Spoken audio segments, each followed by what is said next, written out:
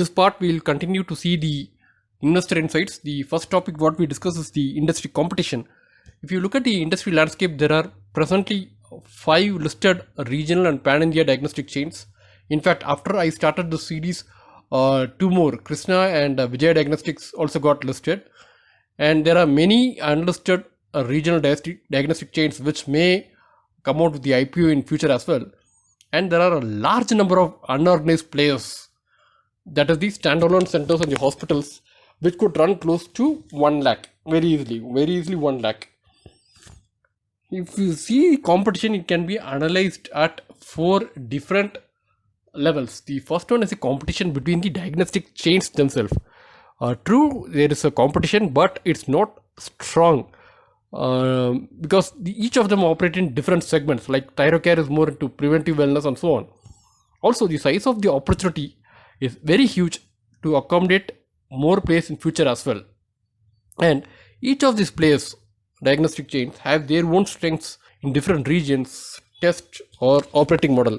Like Thyrocare is more into B2B segment and so on. One common thing which I observed when going through the interviews of the CEOs of the diagnostic companies is that the anchor or the media channel tries to push a question saying that how we would survive in a intensive competition environment, or how they wish to take up the competition and so on. One thing which they clearly has said is that they don't compete with each other. So the first one is by Dr. Velmani, who was the CEO of Thyrocare. He says that absolutely there is no competition in the Indian healthcare industry, and that too, whatever competition is being discussed is very much assumed. The market is so big that even more than 10 Thyrocare can comfortably do business. The real competition is not between the 4 or 5 organized players, but between the organized sector, that is 15%, and the unorganized sector, 85%. And he says there's nothing to worry about competition at least till 2025. Similarly, if you see Amir Shah, the MD of Metropolis, says that Thyrocare is more into wellness space and therefore we don't land up competing with each other. So similar views have been aired by different managements in different interviews. Coming to the second level of competition, that is the competition with the unorganized sector. So this is the true competition as we saw now. It is between the organized and the unorganized. If you look at 15 to 20 years back, the organized sector, nothing existed and they had the 0% market share, and now you see they have around 15% market share, and this is going to continue to increase. There is no specific say that it is going to be 25% in 10 years or something, but it is definitely going to increase. But if you look at the hospital-based test, they have an advantage because there are captive patients who have no other option other than getting tested in the hospital itself. And this competition is restricted to only routine and less complex tests, because the unorganized sector doesn't do all the tests. They do only the routine test and less complex test. In my earlier videos, I have covered about the routine and complex tests. Please have a look at that. And diagnostic chains have an edge in terms of having a vast menu of tests which is required by the patients as prescribed by the medical community, and the perceived quality of the diagnostic chains and the low cost structure due to the high volumes. The third level of competition is competition from the vendors or equipment manufacturers. This is not a big threat as of now, because it is only limited to point of care testing kits and more restricted to pathology test, where the physicians or patients can use the kit themselves. And the fourth layer of competition is by the international service providers. Currently, I guess Quest Diagnostics is into the space of diagnostics, and we need to watch out how more international players could be entering into the space and pumping money and change the balance. So this is something to be watched. The second aspect of the investor insights is the pricing dynamics. Here again, there are 3 dimensions which I would like to discuss. The first one is the pricing pressure, the second is the pricing cap, and third is how customers view the pricing by the diagnostic companies. The first, pricing pressure. See, if you recall in part 6, we discussed about the skewed cost structure, where diagnostic chains have a low cost structure when compared to their unorganized counterparts. The result is that these diagnostic chains can reduce or offer these tests at lower prices than the unorganized players, thus putting more pressure on the unorganized players, which in a way is good for the diagnostic chains. And whenever new players come in, they are going to resort to the low pricing strategy to gain market share, because we know that P money has the capacity to burn cash. And again, this pricing pressure is not across all the tests. Routine tests may have some pricing pressure, but semi-specialized and specialized tests, these are mainly handled by diagnostic chains, and they have absolute no competition from the unorganized sector. So there may not be a pricing pressure. So the second dimension is the pricing cap. So what is this pricing cap? So this is where a government interferes and sets a slab or limit for test conducted by the diagnostic chains or the labs. So there has been past experiences in 2015 when there was a dengue outbreak in Delhi. There was a price cap, and again last year 2020 first wave COVID, there was a price cap for the test. So this is to be noted that this is not applicable for every test and will exist only for a short time till the epidemic or the pandemic lasts. Because investors could be worried that a price cap could affect profitability, but we need not be much worried, because there is a challenge to implement such a pricing cap because of the skewed cost structure between the organized and the unorganized players. Please refer part 6 for more details. The unit cost depends on volumes, and the unit cost reduces with increasing volumes. So where a small diagnostic lab which does 10 tests, for example, has a higher unit cost when compared to thousands of tests done by a diagnostic chain, has a lower unit cost.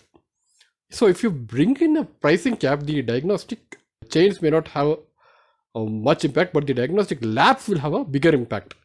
So there is a challenge to implement this, so not much to worry about this. And the third dimension is how customers themselves view the pricing. The ticket size of diagnostic spend is relatively less when compared to the overall expenses in a treatment, and also the spending is not so frequent. Like every now and then we don't visit diagnostic chain, only when we are sick, and again if the doctor recommends a test for diagnosis, only then we go to a diagnostic center. So the spending is also less frequent. Based on the study conducted by Nat Health India, they have released a report where the breakup or the cost for the diagnostic test is around 10% for the total cost of treatment. So the diagnostic cost really doesn't pinch a patient. So in the views of management, you see that Amira Shah of MD of Metropolis says that when someone is not well in the family, you are not shopping for who does the cheapest test, but who does the quality test with the correct report in a short turnaround time. And also people may visit a diagnostic chain, a diagnostic center for once or twice a year, and the average spend is 600 rupees per visit. So this is not going to be something which is going to be bankrupting them, because they spend a much more lot on the hospitals. So in her view, the price of spent on diagnostics is not a huge concern for the patients. The third dimension is the accreditations. In part 4, where we discuss about the diagnostic industry ecosystem, we saw that there was regulations applicable which were mandatory and some were voluntary, and people could go for voluntary NABL certifications which enables them to do certain tests. Such NABL accredited labs are around 2,500 in number, which is roughly 2.5% of the total industry size, considering 1 lakh labs in India. This, as we saw, the certification is voluntary, and this authorizes the lab to do certain tests. Normally, these are not routine tests, but specialized or semi-specialized tests. And physician trust is directed more towards a lab which has this NABL or any other such accreditations. So this greatly stands as an advantage to the organized diagnostic chains. The labs with such accreditations have demand for such tests, because only those centers can do those tests, and obviously patients have to go to such labs. And since there is a demand, there is pricing power for those tests, leading to higher margin in those tests. In this area, it is very clear that unorganized counterparts have a lesser advantage when compared to the organized counterparts, because The diagnostic chains have a strong financial and operational capability to obtain such accreditations. Now we move to Porter's 5 force analysis to understand about the strengths and weakness of this industry. But there is a severe challenge to do this analysis. The first reason being it's not a homogeneous market. So what I give a high rating or score for one part of the market is low for other. Example, diagnostic chains have a high bargaining power with suppliers due to their high volumes, and standalone centers, they are in the other extreme with lower volumes and have low bargaining power. So it's not a homogeneous market. To understand this details about bargaining power, please refer to part 6 of the video series. And then comes the skewed volumes. The volumes handled by the organized sector and unorganized sector is significantly different, which impact the unit cost of the test and different test menu. If you see standalone centers, the maximum what they could be covering is 100 to 200 routine tests, whereas a diagnostic chain can handle the entire spectrum of routine tests, semi-specialist and specialized tests covering almost 4000 to 5000 tests. So there is a difference the way the different standalone centers or the organized or the unorganized sector handle the test, and they have a diverse business models. The one of the biggest difference being the organized sectors have the hub and spoke model, whereas unorganized sector don't, because they are standalone centers and they don't follow such a model. Again, the business dynamics between the pathology and the image diagnostics is hugely different. So due to all these, I really could not do a fair Porter's 5 force analysis, but I did a general level analysis trying to bring out the differences wherever applicable. In Porter's 5 force analysis, the competitive rivalry is the first or the centralmost theme. So that is very high in this industry because there is an intense competition between the organized sector and the unorganized sector, but not a very strong one between the organized sector. But however, the opportunity size is very big, with almost 1.36 billion of the Indian population needing healthcare. Then the second aspect is threat of new entrants. This is very high. This industry basically has very low entry to barriers because of lack of stringent regulation and low capital requirements. Anybody can bring in some capital and open a standalone center. So due to this, more number of such centers can be opened in future with minimal capital. And then comes the threat of substitute products. So this is also very low because there is no technology which can replace the diagnosis that is being done. There are few exceptions like some self-test kits, but that is too narrowed or that is very specific to a few testing segments. Then the fourth part is the bargaining power of suppliers. This is where the difference between the diagnostic chain and a standalone center is predominant. In the case of diagnostic chains, the bargaining power is very high because they have high volumes and they are able to negotiate the cost of the reagents with the suppliers.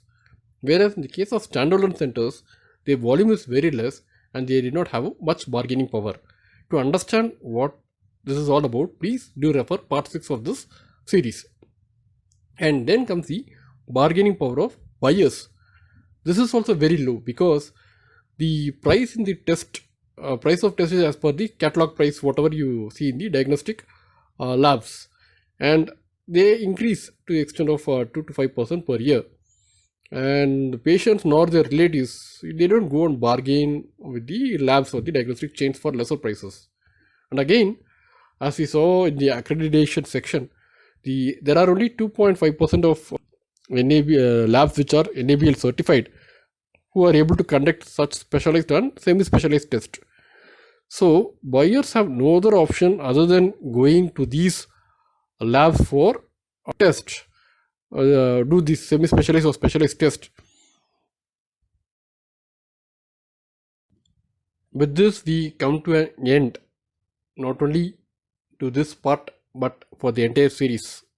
So we saw about the different aspects of the diagnostic industry, the various investor insights, and in a few days' time, I will share a detailed report with covering all these aspects, whatever you saw in the video.